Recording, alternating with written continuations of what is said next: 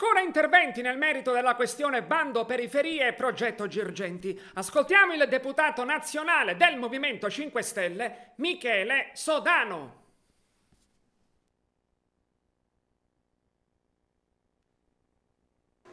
Non si placano le polemiche intorno al progetto Girgenti ad Agrigento. Il deputato nazionale del Movimento 5 Stelle, Michele Sodano. Sì, io direi di stemperarne queste polemiche, perché il punto che io volevo fare passare è semplicemente uno.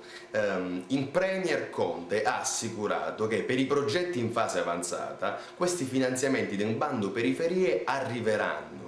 Quindi quando il sindaco Firetto ha detto io denuncio insieme a Lanci, Conte e il governo, io ho subito detto un attimo, vediamo com'è messa Agrigento. Mi è sembrato dai documenti che ho visto che Agrigento non abbia progetti in fase avanzata, ma se ce n'ha ben vengano. Infatti nei prossimi giorni andrò ad approfondire al Ministero delle Finanze a che punto siamo con Agrigento, perché abbiamo già perso troppi bandi e non è positivo se ci sono dei progetti in fase avanzata se vengono anche questi persi. Noi vogliamo una città che rinasca proprio da questa opportunità che ci dà l'Europa e che ci danno i finanziamenti statali. Dico al sindaco quindi, se i progetti ci sono, verranno finanziati e tutti gli agrigentini potremmo festeggiare di investimenti produttivi nella nostra Agrigento. Nel frattempo, naturalmente, di capire, perché questi fondi sono stati bloccati per incostituzionalità, nel frattempo di capire ci sono molti problemi. Io mi rendo conto che l'emergenza rifiuti al massimo, sindaco, per il momento occupiamoci da questa cosa. Non si dica che questo non è un governo che non ama le proprie città, non si dica che i deputati